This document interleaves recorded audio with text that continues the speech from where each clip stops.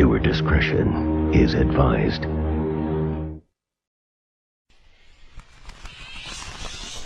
Talking Gotham, talking Gotham, talking Gotham, talking Gotham, talking Gotham, talking Gotham, talking Gotham, talking Gotham.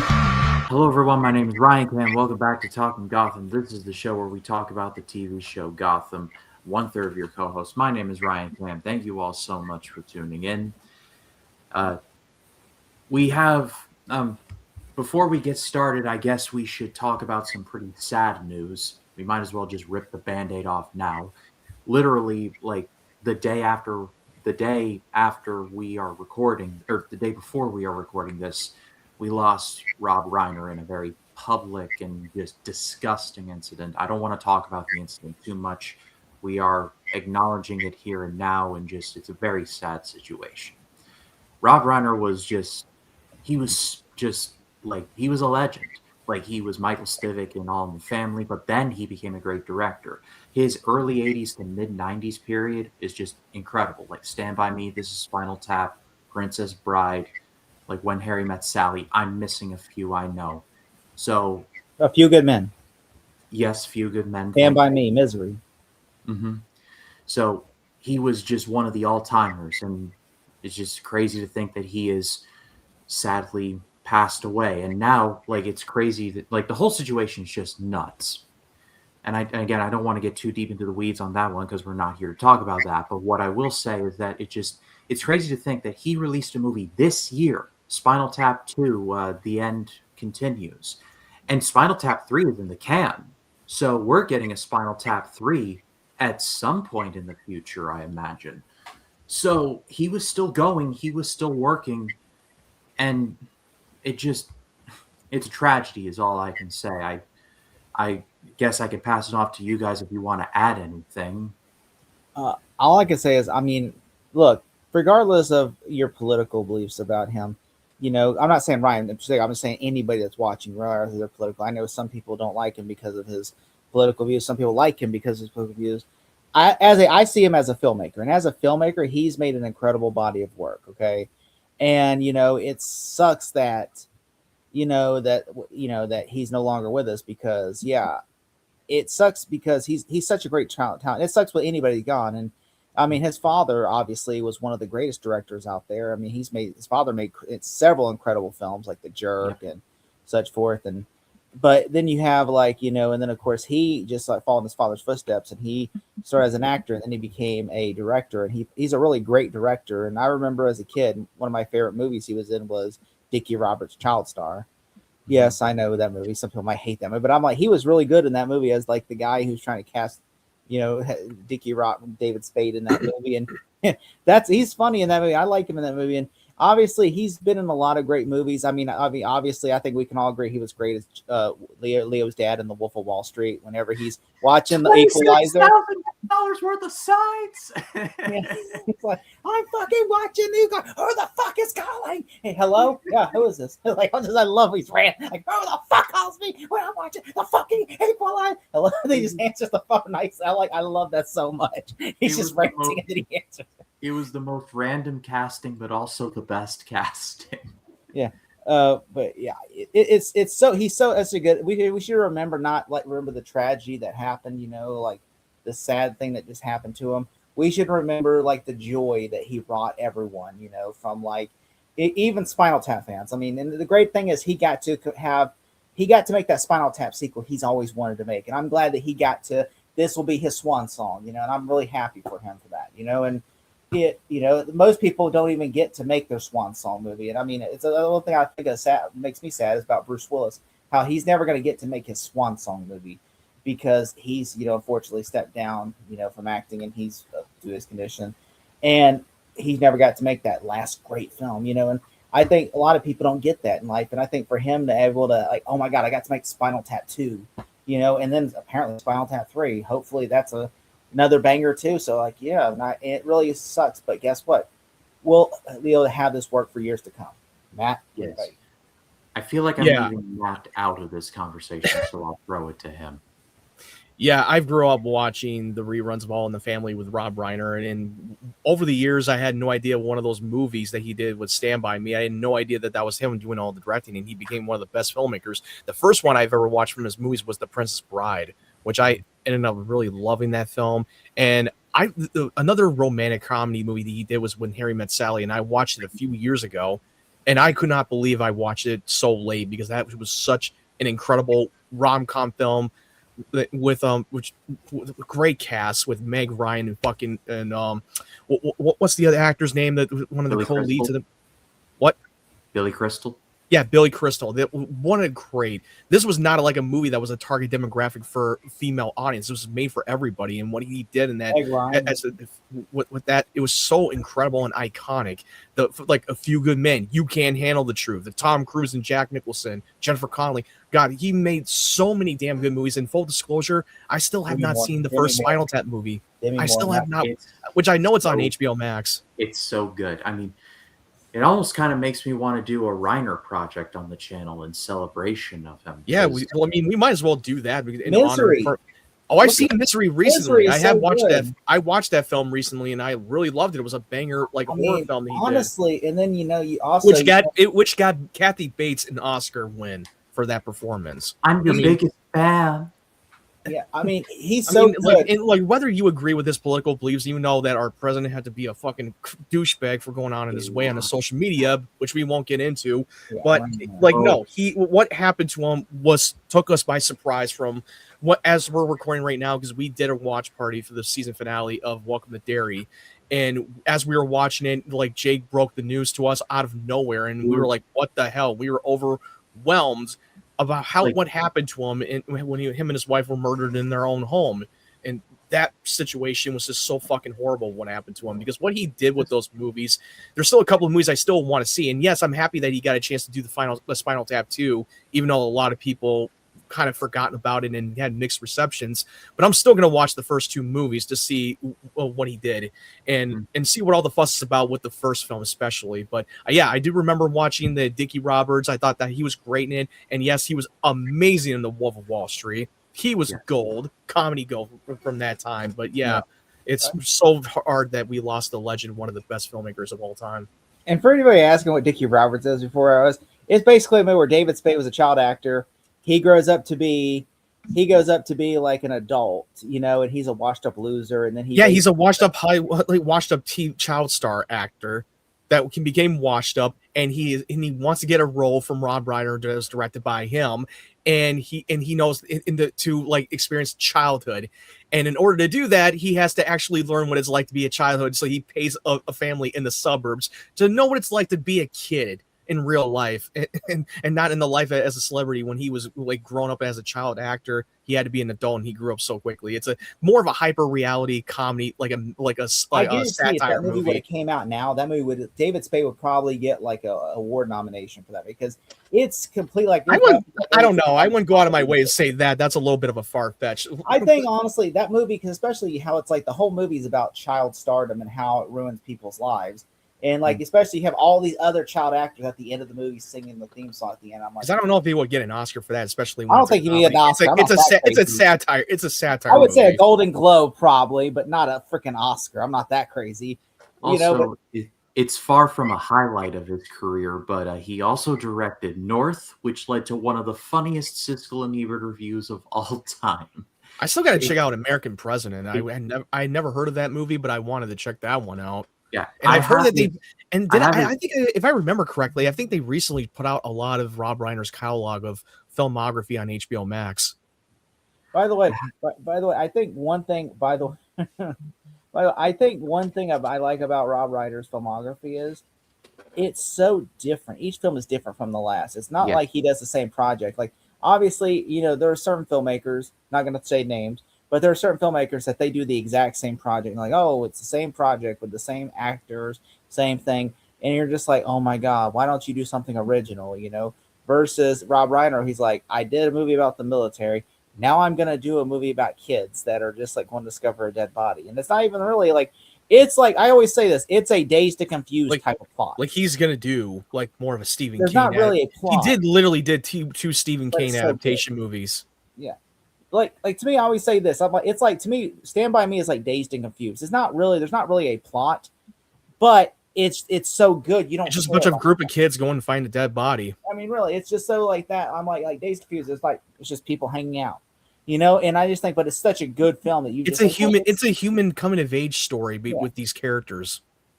And I think that's one thing I like about like Stand by Me is that He kind of reminds me of Spielberg, where he in the early days he was all about sci-fi, but then he started to branch out other variety of genres. Now, kind of like what Rob Reiner has already done in his career. I remember my sister one time we were watching Hannah Montana. He was on Hannah Montana, and they were like, and she was on Hannah Montana was trying to audition for Indiana Joni, which was like a female version of Indiana Jones. Which I guarantee you that episode would go over well with certain people's on the internet now. We'll go broke. Yeah.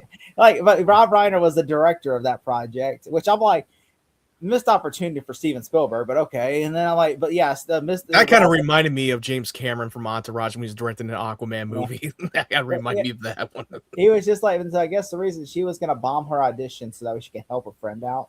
And so she goes there and she says, I have notes. And then she throws the script and he goes, you didn't like it? Like, it was such a fun. It was a satire. It was a satire sitcom that would never fly like that ever. Yeah, we do.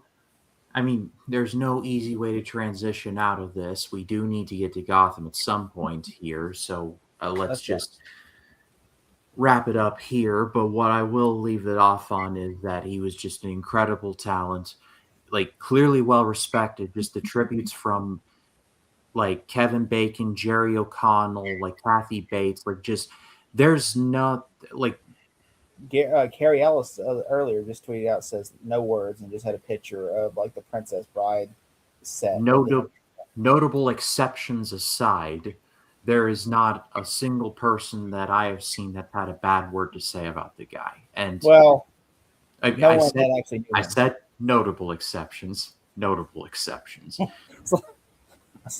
It is an incredibly sad day. I'm praying for his children and I'm praying for his friends and the rest of his family and those that loved him. And might as well just cap it there and let's get into why we are here. And let's get into Gotham in season 3. And well, Jim Gordon's trauma arc continues apace. And in this batch, we have one of the worst episodes that we've covered on when covering this show. Before we get started, I want to ask Matt, what you thought. Like, what is before we get started? Don't tell Ryan. I know what yours are, but I want to hear Matt. What are your 3 episodes? How would you rank these 3 episodes in your head? I don't know. It's really tough. What's your favorite episode of the 3? I mean, some of them are solid. Some of them are like, to me. So, like, out of these 3 episodes, like, which one's your favorite? I'm trying to think which one's the better episode. I'm going to say Follow the White Rabbit is probably the better episode. I think all 3 of us are in agreement. Yeah, because that's the. Yeah, I'm going to have to say Follow the White Rabbit is probably the better episode. What did you think of the last one? The last one, I didn't care for it very much. The last one, Ryan hates them. He's like, it was the least. It was like, really. Yes, let's get into talking about some Gotham. Let's talk about, and this is what happens when I click away from my notes. Here it is. Season 3, episode 5, called Anything for You. Matt? It is good to be back. I have missed all of you. Tonight, I am celebrating my historic victory. None of you are invited. Showtime. Our great city will be safe.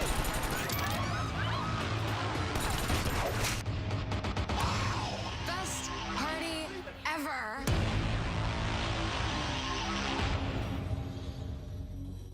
It is good to be back. I have missed all of you. Tonight, I am celebrating my historic victory. None of you are invited. Showtime. Our great city will be safe. The episode aired on October 17th, 2016, directed by TJ Scott. Cobblepot's term as mayor starts well, but a new Red Hood gang appears and openly challenges his authority. Enigma discovers that Butch is behind the new game as part of the scheme to make himself Cobblepot's right-hand man again. At a celebratory party in the mayor's honor, Enigma manipulates Butch into exposing himself as the mastermind behind the Red Hoods, thus reinforcing his position as Cobblepot's most trusted friend and ally. Barnes asks Lee about the tests on Alice's blood without revealing that he was exposed to it. He is later revealed to have gained superhuman strength, like which is fucking like 28 days later, taking notes from that movie. To please Selena, bless you. To please Selena, Bruce hires Gordon to find Ivy, who later confronts Selena without revealing her identity. At Gordon's suggestion, Bruce tells Selena how he feels about her, but she dismissively tells him that he only feels that way because he has never dated anyone. No duh. Bruce asserts his feelings, and Selena kisses him. What a shocker. Elsewhere, Jervis Tech mourns Alice's death and plots revenge against Gordon, killing a girl resembling her. Yeah, this was definitely like a little bit of a twisted episode, especially when Butch is trying to get his position back and to making him his right-hand man. And then it pulls a 180 when the Riddler just fucking tries to stage this whole thing to reveal himself to be the Red Hood again, just so that he can earn back, and just because that he can fully trust Riddler completely. Which I thought I kind of saw that coming. Like he's trying to manipulate Butch into thinking that he's going to team up against Penguin so he could be number one. Really, he was just fucking with him the whole time, which I knew that was coming. Well, the episode starts off with Oswald giving a speech of like, this city will be safe and free again and all of that. And then the Red Hood gang shows up. The Red Hood gang shows up again looking like the killer from In a Violent Nature. And they shoot. I was like, where does that look familiar from? And they shoot the head off Oswald's mom's statue. Where was that from? In a Violent Nature. It's the one from the movie about the killer that's all shot from his perspective. I think I might be familiar with that. I don't remember. The whole movie follows the killer from his point of view, and you're just watching him kill people. I think I know. I think I remember now watching that movie. I think they made the two movies of that in Violent Nature. Watching, it's Jason Voorhees getting his 10,000 steps in. That's the movie. But then like they shoot up like the statue of the head, and Oswald, of course, predictably takes it very well. And then you got, and I love the part where Riddler like just shows up like at his old workplace, and he is just like, hello everyone, and everyone just has the look of this guy. Like I just love Enigma just has like the shit-eating grin on. That part was great. I mean, it was just so obvious that he was staging this whole thing, and like Oswald's just too blinded by loyalty and love. By the way, are we going to talk about that shit? Like, that is the most random shit I've ever seen in my life. Turn the camera on, then we can. Yeah, turn your camera on, dude. Sorry. I was blowing my nose. Yeah, that is the most. That literally was the weirdest shit I've ever seen in my life. I'm like watching this. Like I've never read a comic book where the Riddler wants to fuck the Penguin, or the Penguin. Well, in this iteration, Penguin has feelings for fucking Riddler. He's just sitting there like Edward.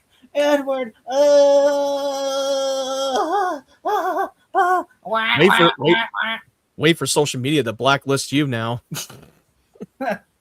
What? Oh, why? Oh, yes. Because I was the one. Because I'm for the Penguin and Riddler. I'm sorry about Riddler. What's it called? How would I ship them? The Piddler, or the Rangwin. Rangwin. The Piddler. Yeah, probably not Piddler. Because like, yeah, maybe find it out. I mean, really, I'm just. I literally, from that moment when they were standing face to face, that I would do anything for you. In that moment, I literally thought they were going to make out. I literally thought there was going to be a makeout scene. I literally thought, like, hey, this is Brokeback Gotham. I honestly don't know. Yeah, okay. Now, I mean, honestly, I don't really give a shit if they want to turn him to a gay character. I could care less if they want to, if it fits into the story. But in that moment, I don't know how I felt about it. Kind of felt a little cringed.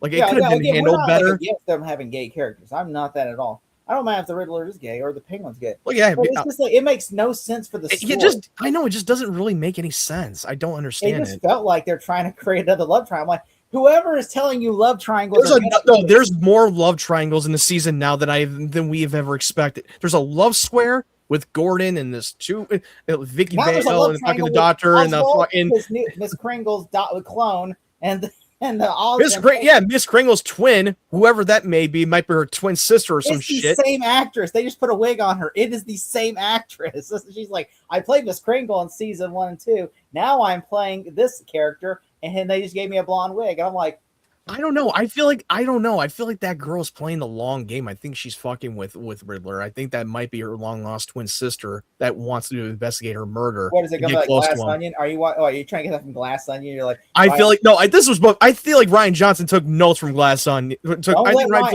Ryan. Don't give Ryan ideas. Then he's gonna be like, Ryan Johnson, you fucker, stealing notes from Gotham now. Stealing notes from Gotham.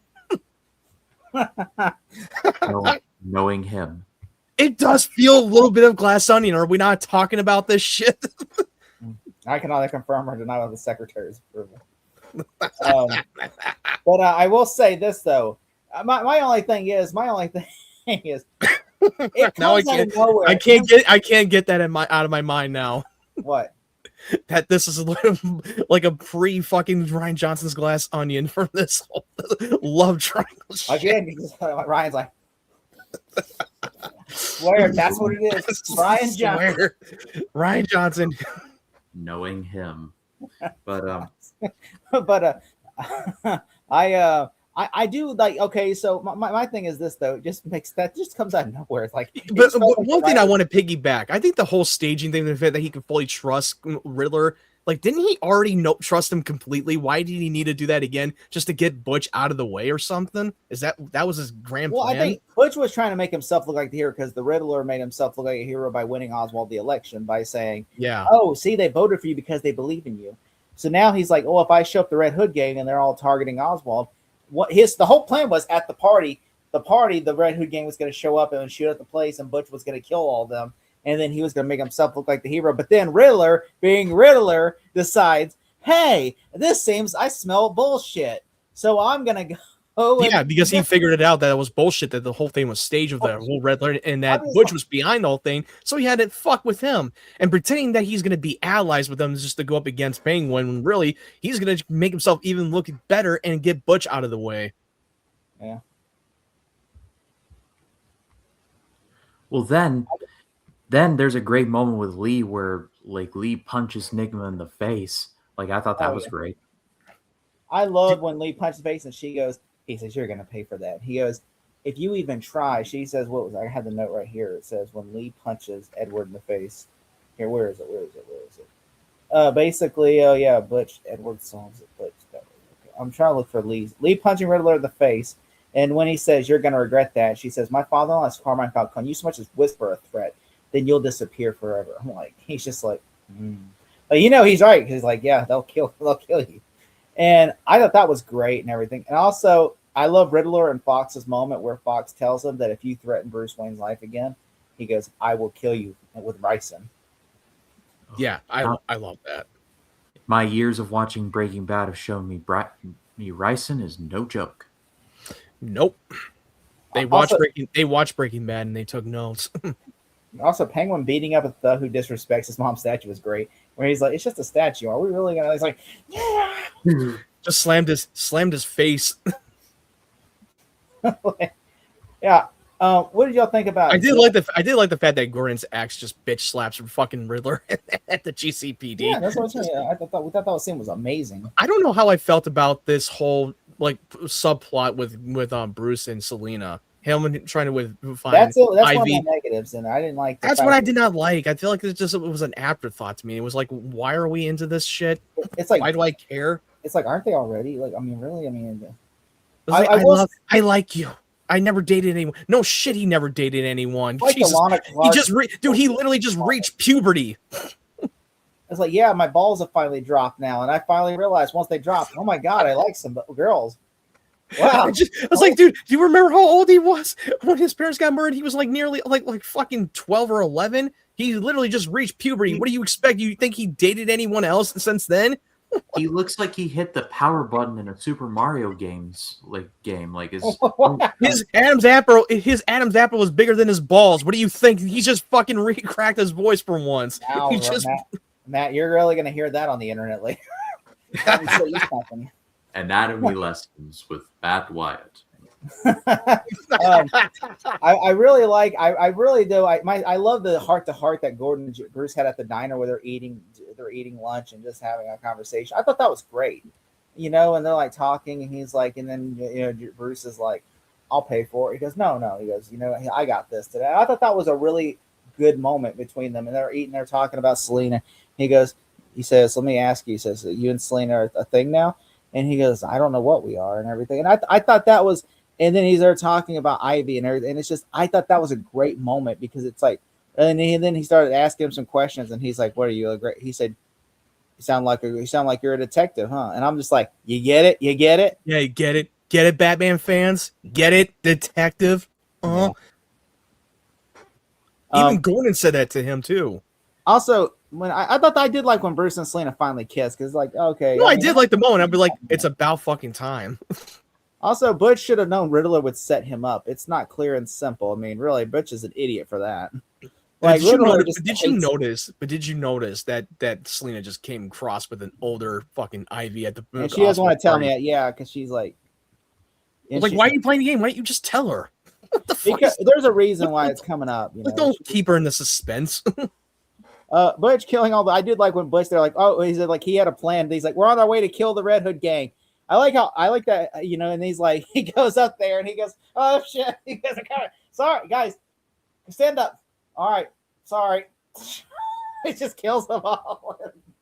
And they goes, I did it. And then Penguin's impressed. Then all of a sudden one guy's like, he goes, I thought that was great. I was like, that was so funny. Like, I did it. See? Like, yeah, you really did show him. Also, I liked when Barbara figures out they have one of the guys just tortured in the refrigerator, and they open the refrigerator up and they figured out it was Butch. He goes, "Oh, Penguin's gonna kill you when he finds out." Like, I'm just like, I thought that was great. I mean, I know that Matt doesn't like Barbara, but I thought that was a great moment. Fuck Barbara. Especially she's heavily in the last episode. Like, I know. Oh God, it's like, why are she even here? Even in the fucking trippy shit in this hallucination. We'll get to that. It has to be Barbara. It's love triangle madness, but we'll get to that. I didn't like Vicky and Jim. They won't pursue a relationship. Like, will they? Won't they? I hated that so much in this episode. It's just like, oh, he says, you shouldn't come by because you've already been here 3 nights. I'm like, who fucking cares? Okay, like there are senators that get their cock sucked laterally by whores in Gotham, let alone like Jim Gordon just like having a casual relationship with a reporter. Oh wow, that's so shocking. It ain't like a married man or nothing. He's just a regular man having a situationship or something. I don't know. Having a fling. Yeah, I mean, and also Lee telling him honestly, I don't really care about the whole relationship between him and fucking Vicky. I never bought into it. I feel like the romance is forced. Also, Lee telling him about Mario and him saying, "I already know." I'm like, did we even need that? I mean, it's like that's just still. I already know that he's related to the Falcone. Who fucking cares? I do like that Barnes because he's infected with Alice's blood. He's asking Lee about Alice's blood. I thought that was pretty good. And also, wouldn't the GCPD tell Ed this is a police crime scene you can't enter since you no longer work? I understand he's with the mayor's office, but it's like it's still a police investigation. I mean, that's like there are still laws. Since he's pretty much the chief of staff, he can pretty much do whatever the hell he wants on the mayor's behalf. No, I mean, like still, there's still you have not always can like the mayor's office get involved with police investigations, unless it contains to the scene at hand. But I mean, just saying. Now would they have the commissioner in the back pocket? Remember that part when Oswald got him by the balls? Bruce and Slane looking for Ivy, I didn't care for because I just felt like that's just more like giving them something to do, really. Yeah, I know. Just getting back into the GCPD and working as a forensics and shit, like, okay. Also, Bruce says he's never dated any women before, but I'm like, what about Silver St. Cloud? Did we forget about season 2? They didn't really. Technically, they never really dated. They had a love interest, but never really actually officially dated. Okay, he didn't date, but like he got with women. You're saying women as in plural. Sorry, one woman that she got with him because he was about to get sacrificed, and she kissed him. They only had a moment. And he was like, "Well, I thought you were about to." That went away. That went away after that. Jim showing up as the guy was trying to hit on Valerie. I thought that was like, I'm like, okay, you're stalking her now. Like he said, she's like, and she's okay with like, oh, you tracked me down and followed me. She's like, oh, that's so cute. I'm like, it's fucking stalker shit. Like, That's some stalker, fucking jealous boyfriend. Like, Yeah. that's stupid. He followed you. That's the Like, you fucking stalked you. He's a fucking a psycho stalker. I'm like, that to me is where I'm like, are you serious? Like that, there's no way that's written by a woman, or that has to be written by a man, because a woman would say, hell, that's creepy. That makes Jim look creepy. Also, the penguin having it's not written by a woman. I know the writers. I'm not saying that's not the episode. That line, like, oh, you followed me? Oh, okay. I thought that was just so stupid. But and also, like, because I'm glad we waited to talk about this. The one thing I loved, the one thing that made me love was the Mad Hatter at the end, when they showed a comic book accurate Mad Hatter, because he's literally kidnapped a blonde woman, calling her Alice and everything, and like just like in the comics, and then he has the tea party set up, and I was just like, oh no, I stand corrected. It was written by a woman in that episode for this episode. Denise they or whatever her last name is. Yeah, it was. Oh wow. It was written by a woman. It was written by a woman in this episode. I just looked it up. Like, okay, a guy, was she reading 50 Shades of Grey and saying, oh, this is hot? Guy literally kidnaps, or no, she's reading 365 Days. Oh, guy kidnaps woman and says, you're going to love me. I'm just like, no. Like, that's creepy as hell. But yeah, the thing I did love, though, was the whole thing was the Mad Hatter at the end, where he has a blonde woman chained up, dressed like Alice from Alice in Wonderland. Yeah, she's wearing the blue outfit and everything with the white bib. And then all of a sudden she's like, please let me go, please. And he goes, I guess you're not my Alice. And they slits her fucking throat. Yeah, that was nuts. And he writes down Jim's Gordon name in her blood, which that was so fucking dark right there. What'd you think of that moment when you saw him slit her throat? You're like, oh, like, damn. Especially when we're watching. Well, it's no surprise that they show you graphic things on network television for back in that day. Yeah. But Collins, what's your score? I'm gonna give this 6 out of 10. Okay, Matt? Yeah, I'm gonna give it like a 6.5. I'm gonna go a little higher. I'll go 7 because of the ending. The ending was legitimately like really great stuff. Yeah, that's why I upped them 1 point, because the ending like that was really good. I mean, that is a comic book accurate moment. The Mad Hatter in the comics does that to women. He kidnaps them because he's trying to find his Alice. Right. And I'm like, and then you saw the tea party, and that's when I'm like, oh my god, this is what I want. I'm like, I want this in the Mad Hatter. I guarantee that most Batman hardcore fans who follow the comics, especially in other medium, would be very satisfied with Mad Hatter. Yeah, I think honestly, this is like, I will say, like I've said this before. The show also, I was sitting there eating lunch when I was watching this, and I'm like, I guarantee, what if they're doing, like, because Matt Reeves has said it's gonna be someone that's never been a villain on before on a film. What if the Mad Hatter's the main villain of the Batman Part 2? Like, what if it's Mad Hatter and Scarlett Johansson's playing Alice? I'm like, that would be pretty cool. Like, I mean, the only thing would be kind of weird because in the comics, Alice is just someone he's just kidnapping blonde women that look like the character from the book. So I mean, what if like there's a woman named Alice and he kidnapped her and she escaped and he's looking for her and Batman's got to help. I'm just thinking like, what if the Mad Hatter's the main villain for the? I mean, I could be wrong. I don't know if they want to go to the Mad Hatter storyline. I don't know if it would fit so well for the main plot. I feel like they need to go after the big picture because they're doing this whole Gotham crime saga thing. Mr. You know what I mean? Which I don't know. Well, he said he's not going to. He said he's bringing in a comic book character that's never been adapted into live action. So I think Mr. Freeze is off the table. I really don't. I hope it's not the rumor of like it's going to be Dr. Arkham.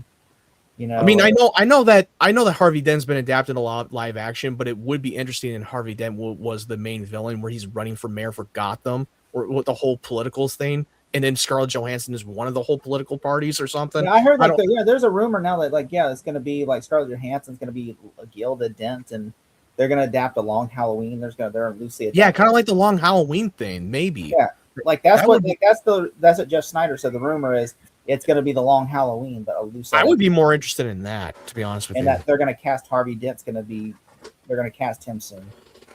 Right. And I'm like, which we'll know for sure when they cast once they go into production, because they're supposed to go into production, and I believe it's supposed to be around spring, around the time that James Gunn's going to be filming Man of Tomorrow. Yeah, which I will say, I will say though, going into the second episode, which is the best episode of the season, or not the season, but of this.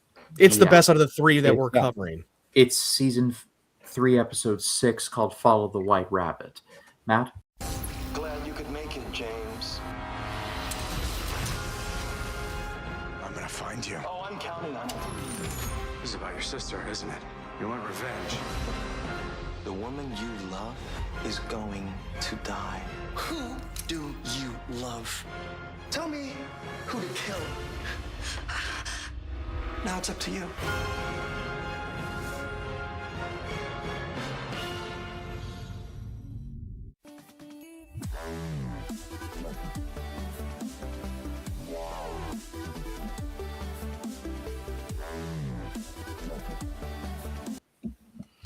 The episode aired on October 24th, 2016, directed by Nathan Ho. Tech begins a killing spree, hypnotizing several civilians into life-threatening situations and forcing Gordon to choose whom to save, leading to other persons' deaths. Eventually, Tech demands Gordon kill one of the hostages himself. Gordon refuses, and Tech kills both. He later kidnaps Valerie and Lee, demanding Gordon to go to the Mario's alone. Gordon enlists Mario's help without involving the GCPD. With Mario, wherever the fuck you want to call him, Mario recovers his gun from the basement. Gordon joins Tex's tea party, with which Mario interrupts to rescue rescues the women.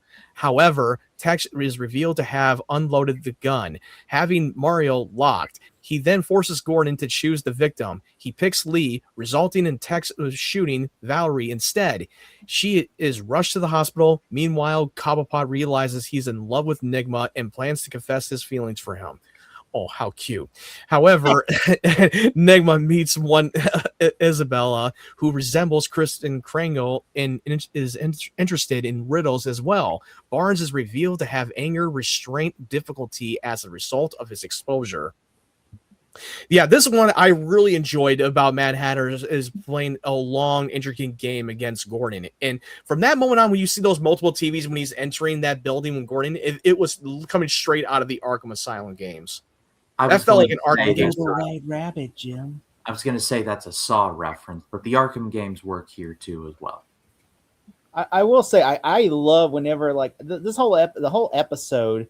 You know, unfortunately, Mario couldn't find Luigi to help him. Get he couldn't get into the two, but into the world. He was at the Mushroom Kingdom, and apparently he couldn't help him get into the Mushroom Kingdom. He was kidnapped by Bowser, unfortunately.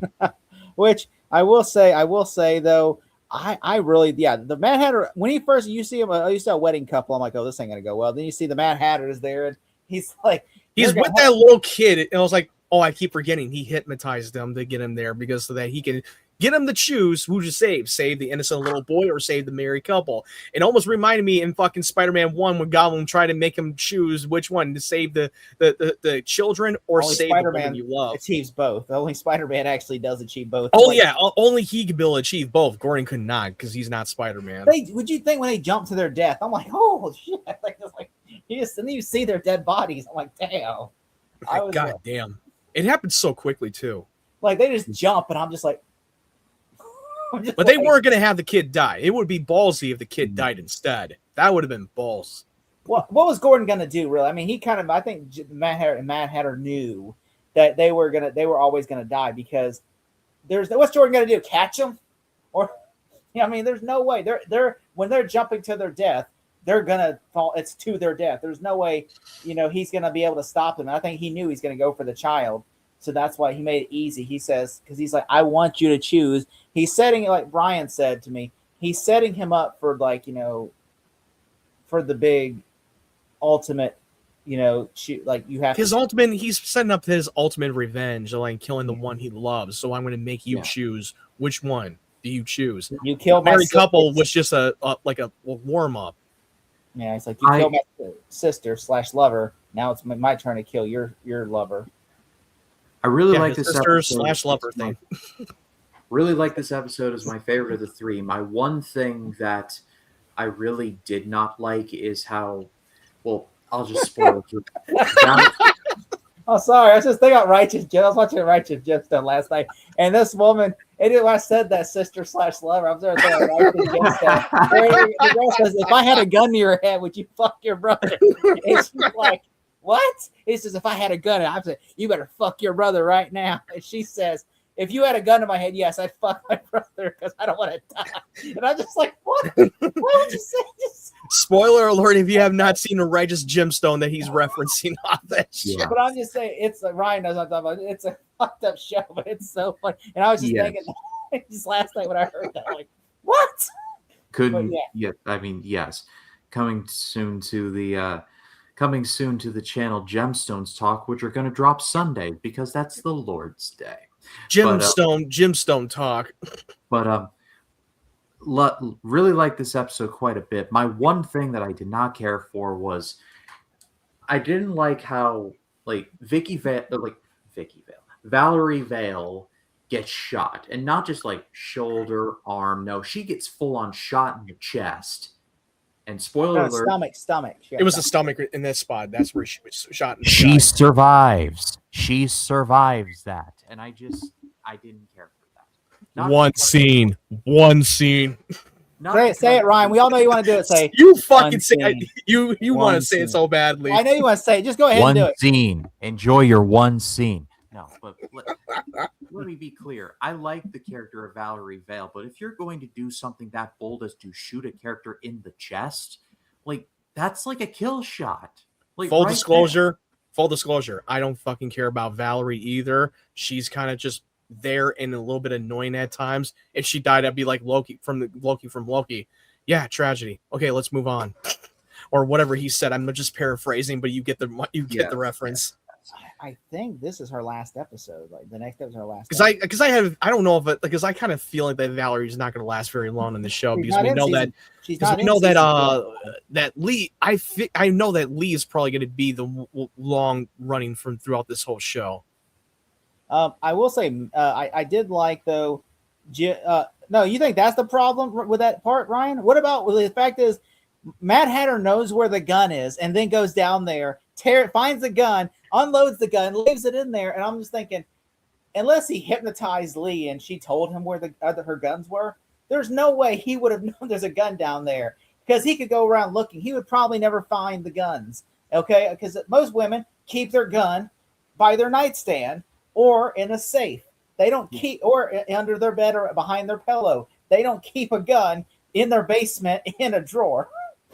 So I just think that's a heavy reach. Okay. That's a heavy reach. Yeah. And I'm just like, I just feel like, and they never explain how like, oh, I hypnotized Lee and I went downstairs and, Very convenient. But that's like my only big issue. The rest of the episode I thought was great.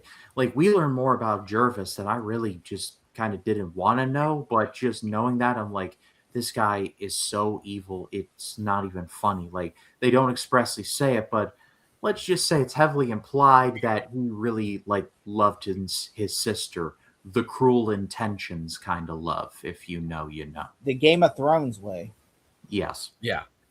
He loved her like a. It's kind of. I found it very funny that Jim tries to test him when he was at that gunpoint and making him choose. I was like, and then it was like, they're like, he chooses fucking lead, then shoots Valerie instead.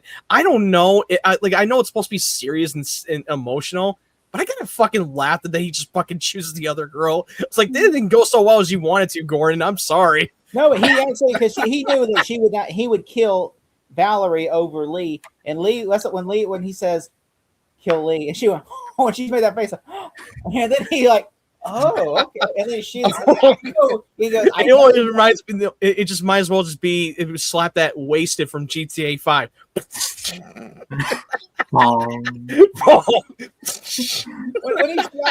when he shot her, I was just thinking, I'm like, well, there's a doctor upstairs, so she's gonna live.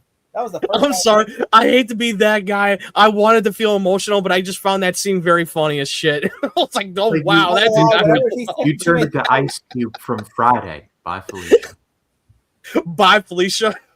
There's certain times I laugh, like when I was watching Nosferatu, and every time Lily Rose Depp would make the face like, I'm like, what the fuck? Like, well, you know, Robert. I enjoy that film too. I don't fucking care, but you already know how Robert Eggers is going to do some crazy fucked up shit. I mean, there's farting scenes in freaking. Yeah, there are farting scenes too. Yeah. Or like William Dafoe, that Robert Pattinson's like about to stab the one farts off. Well, there was a farting scene in The Lighthouse with Willem Dafoe. Fucking fart. Can't stand your farts. Fucking great. You said you like me lobster. Like me lobster. What? Which I will say. Coming to the watch party where you watch The Lighthouse and then Nosferatu. Aggerthon. I don't know. Every time I've seen enough of Willem Dafoe's penis for a lifetime. I don't know if I want to see more. You've seen mermaids downstairs, fucking a mermaid. It's like I've seen. I don't want to watch Batman. That's like fucking live action. There's your live action Little Mermaid in a Robert Eggers movie if he were to direct it. I remember Anya Taylor-Joy said she wanted to be in The Lighthouse so bad. She's I'll even play one of the mermaids. And then Robert Eggers told her, "You don't want to play one of those mermaids. Trust me." Because that's what Robert Pattinson does in that movie when he is showering. Yeah, it's what Josh Brolin's character in Wake Up Dead Man really loved to do. If you know, you know. Also, I like how Jim has to. I like also, Jim hanging up on the Mad Hatter when he calls him. He goes, "Hi, Jim." He goes, and then he just hangs up, and he's like, "You see him." Oh, that scene that made me laugh. That was fucking. He hangs up on him twice, and then he's like, "Don't you hang up on me!" Like, he calls him back. Imagine if he would hang up and then run downstairs, and then he's like, "Oh shit, there he is, guys! Don't get the fucking van! Hurry! He's coming! Shit, he's shooting at him!" Just imagine him hanging up the phone, and he gets all angry, and he runs up the stairs and tries to get Gordon. Like this was not part of the plan. This was not part of the plan. But yeah, I do like though whenever he sees them dragging out Valerie and throwing her in the van. I thought that was great and everything. He's just like, and then of course, Valerie and him telling Jim the greatest thing about reporters is you tell them where to meet you and they will. Yeah, just ask Deep Throat. Yeah, that's referring to the Watergate scandal. For anyone to know, that's not referring to porn, the porno Deep Throat. That is a history reference if anyone gets it. Which, and then of course, nowadays you don't ever Google that though, Deep Throat, because you might find something else. Don't ever you might want to type in Watergate. Or don't type in Deep Throat on Twitter. Don't Deep Throat. Oh God, no! Yes. Oh God, no! You'll see a lot. If you type that shit, it will show up on your algorithm. Someone getting Deep Throat. Yes, and it will be like, damn. And I'm not making. That's not even a joke. I ain't making that shit up. That shit is possible. Yes. I will say this. I liked Jim going to Barbara and destroying her club, just smashing bottles and shit. And then, of course, to get information about Mad Hatter, and then him calling Lee's phone, and then Mad Hatter answering, telling him where to meet them, and the Mad Hatter having this famous tea party. I love the tea party scene, And they kind of actually spoiled that in the promo for Gotham. It had like a little fancy wedding type reception going, "You are cordially invited to a famous tea party." And I'm like, oh, it was a great promo. But I remember just seeing that. I remember watching that, though. The episode's great, especially when he has the tea party. And he insults Barbara by telling her, he's like, "Your tea set is shit." He goes, "But I will get you one for your wedding gift." "I know a wedding gift now." He says, I'm like, what kind of tea were you expecting? He's like, I mean, I think he knows that, like, he's like, they're connected to the Falcones. They got money. So, yeah. Also, Jim, what could Jim have done to save them? By the way, yeah, the married couple falling to their death. Trying to catch them or jump in front to make them land on him. I mean, there's nothing really he could. It was always a Kobayashi Maru moment. Yes. It's rigged. It's self cheat. Also, Penguin trying to confess his feelings to the Riddler, and then him just being like, "I met someone," bullshit. I hated that moment. Also, oh god, ugh. Jim should have at least told Bullock so the cavalry could arrive at the right moment. Lee doesn't understand that Mad Hatter was going to shoot Lee, and Jim actually loves her. That's why he chose Mad Hatter to shoot Lee. It just felt like it was mind games, and Lee felt stupid for that. Also, Falcone should have called the GCPD. Just saying. Mario should have called Luigi and said, "Come on, it's the police. Come on, call. It's me, Luigi. Come on, call it for help." I would have literally laughed so hard he would have shot it with a plunger. I would have literally laughed if he would have shot with a plunger. But yeah, I thought this was a great episode, and if I had to give this a grade, I'm gonna give it. I don't know about you, Ryan. I'm gonna give it a 9 out of 10. Okay, Matt. I'm gonna give it an 8. I'm gonna match with Matt. I'm gonna go 8 as well. Fuck, I really thought you were gonna match with me. I really did. I was like, wow. I like to be spontaneous like that.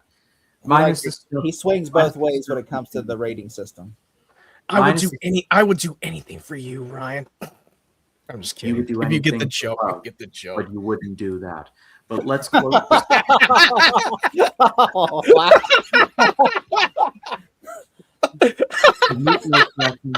That is a meatloaf reference for anyone concerned. That is a meatloaf reference. Oh, wow, wow. Well, that's definitely going in our bloopers for season 3. That's definitely the blooper reels. Just put together a fucking YouTube short, a montage of fucking blooper reel moments. But let's close things out with season 3, episode 7, called Red Queen. Matt? Tonight, the heads of Gotham will roll. We don't have much time. Jim! Welcome to your hallucination. Change, my friends, is nigh. Enjoy the trip, Red Queen. Or else you die.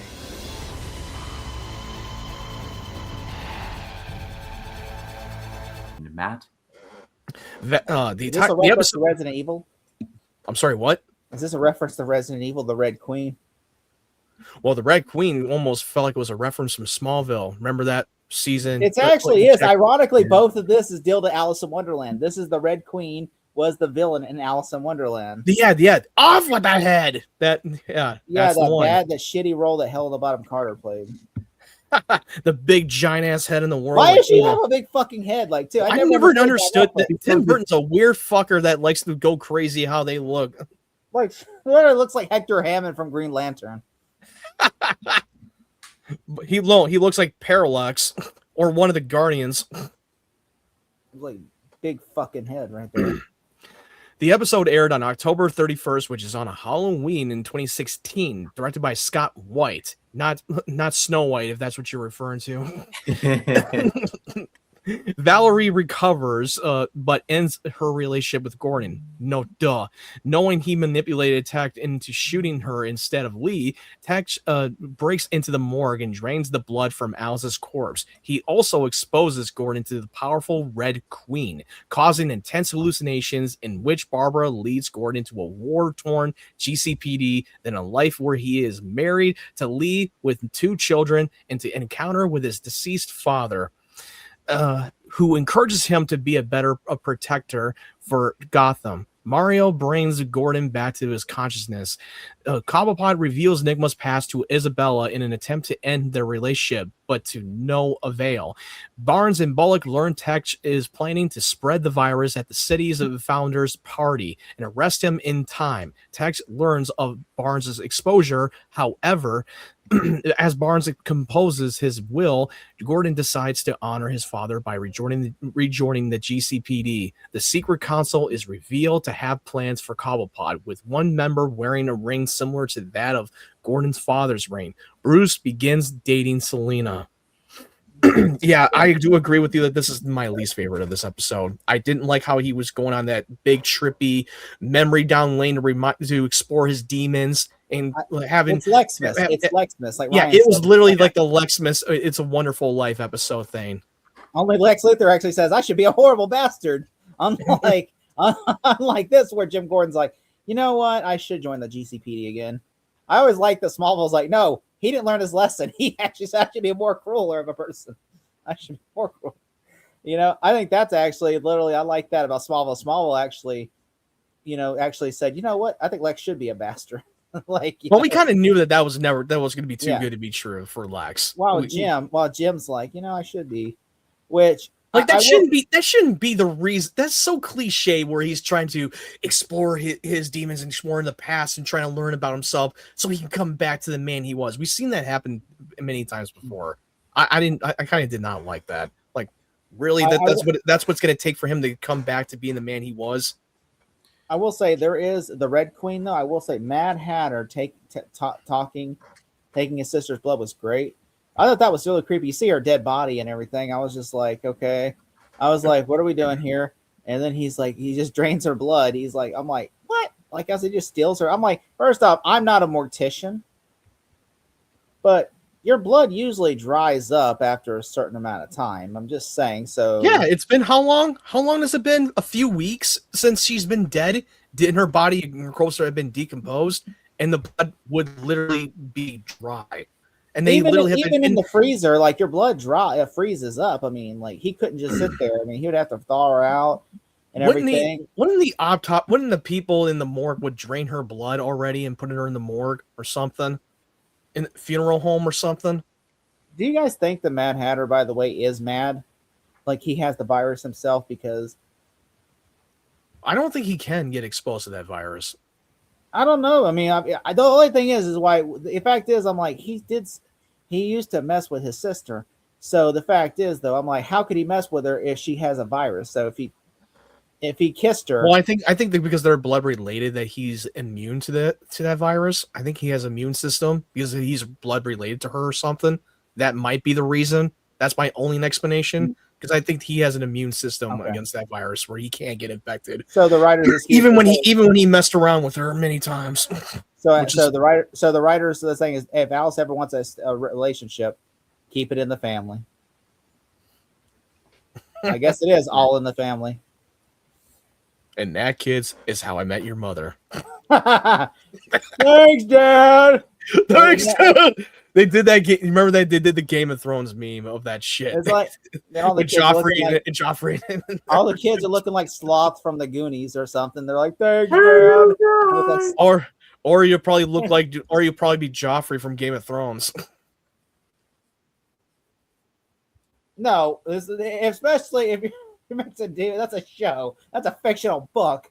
There's no way in real life they're going to look like that. You know, remember in Harold and Kumar Escape from Guantanamo? But you got to understand. But you got to understand. Well, you got to understand that shit is like a myth thing that they make that shit up because of that whole incestual relationship. That some shit is a myth. Well, I mean, obviously, I think the kids are gonna be, like. I don't think they're gonna be deformed. I don't think they're gonna be deformed if some blood relatives fucked each other and have incestual relationship. I don't think they'll be deformed. Matt, are you trying to tell us something, Matt? You trying to tell us something? Like you're like, well, let me tell you something. Where I met my date at the family reunion, guys. Let me tell you something. Oh Lord! Like what? No, but coming soon to the talk, incest talk. Oh my God. Oh dear God, no. That's going to be a hard no. Jerry. Oh my God. Like what in the Jerry Springer? But by the way, if y'all ever had a chance, go watch some Jerry Springer. There's some crazy ass shit that they do on that show. There was just like, what the fuck? But wasn't that show staged on that Jerry Springer show? No, what it was they would tell people. Like, they would hype people up and then sit them out there and they would make them fight each other. But like the people wouldn't just like start like, they would literally go up there and say, hey, your father cheated on you with your sister.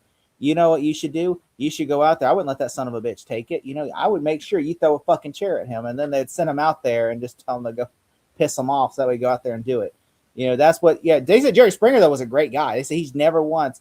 They said the worst thing he ever did was he was caught having sex with one of the people on the show, but like he said, but it wasn't. They said it, but it wasn't like it was consensual. It wasn't like he didn't have anything wrong. He said he was just caught, having an affair. But other than that, they said he's never did nothing like wrong. Like he never, was accused of sexual misconduct or anything like that. Really. Coming to the show, Springer Talk. Oh, Springer. Right? No. that's the bridge, dude. Fuck. That's the bridge. But yeah, going back to Gotham. Yeah. Try to segue back into Gotham. Penguin trying. This is. I don't even know if I can go this far. I put in my second, and the thing that made me mad was the same thing. I was like, made me mad. I just can't stop laughing. Now thinking about it, can't stop laughing. Right, Penguin's trying to cock block the Riddler in this episode. Yeah, no, that was stupid. Yeah, I hated that. Like, Edward killed somebody. I don't like this episode because it's like Jim and his nonsense, and then it's all love triangles for the rest of them. It was like, and now we got a new one with Edward Oswald and this other woman who's not Miss Kringle, but we're gonna pretend like it's Miss Kringle because it's literally the same actress with a wig.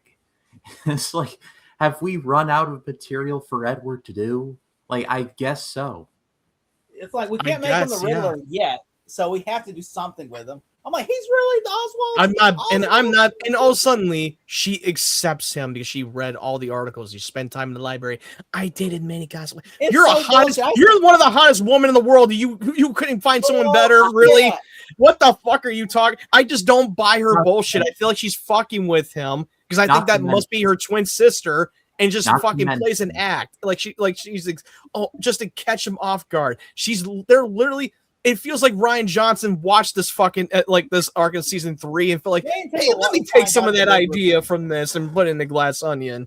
Not to mention, let me just see how long that they've met. Oh yeah, 12 hours. 12 hours. 12 entire human hours. They spent one scene. Get it? One scene. Have you ever got into a relationship after 12 hours? Have you ever got into a relationship after? This is one of my.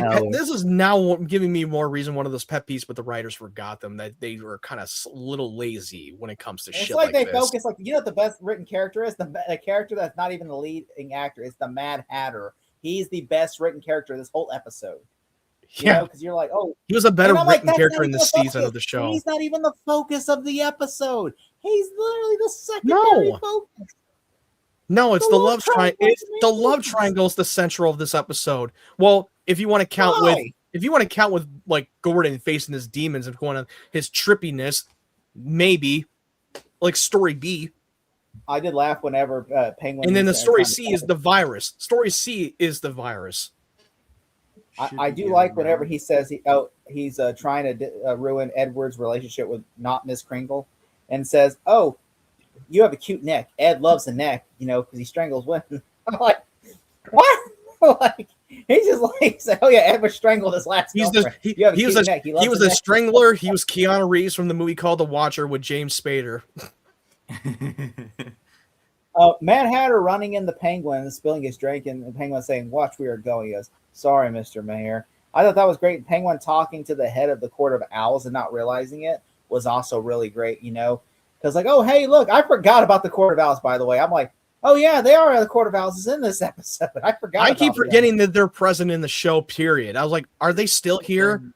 They're still. It feels like they're literally just stalling as much as they can to be the main villain of the season, which really we haven't seen them really do anything. Also, Bruce kind of looks weak because like he's told once, don't ever look into your father's death again, and he's like, okay. Well, to be fair, he was threatened with people that he cared about that they were going to kill them if he keeps pursuing. That stopped him before. Who knows? I think he'll come around and try to find a loophole. Also, I put these. But also like, the whole dinner thing, the whole plot, the subplot of the dinner, having a dinner date with Selena and then blowing him off. I thought that was kind of stupid.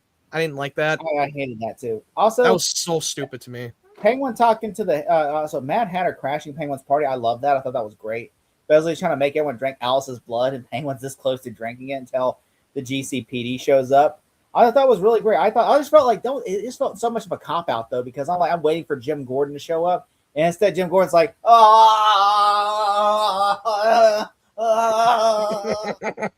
it's just like I'm just like. This is the first time Jim Gordon didn't save the day. Usually Jim Gordon is like the savior of the episode. Instead he's like,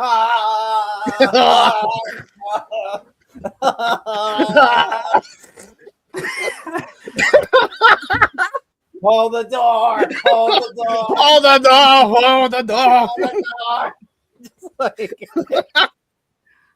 Just like, but This is one of the funniest episodes we've ever done. This is like the most blooper reel that we ever done. We got a blooper reel for this episode. 2 blooper reels. We going,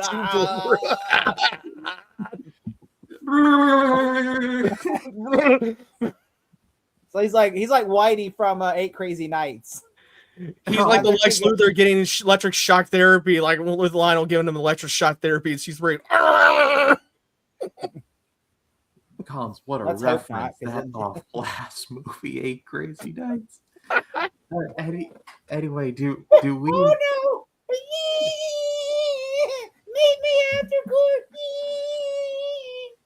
That's a Oh, technical foul! But, Colin, do you have a score? No, wait. Well, I still got some notes. Okay, You got more. There's still more. But wait!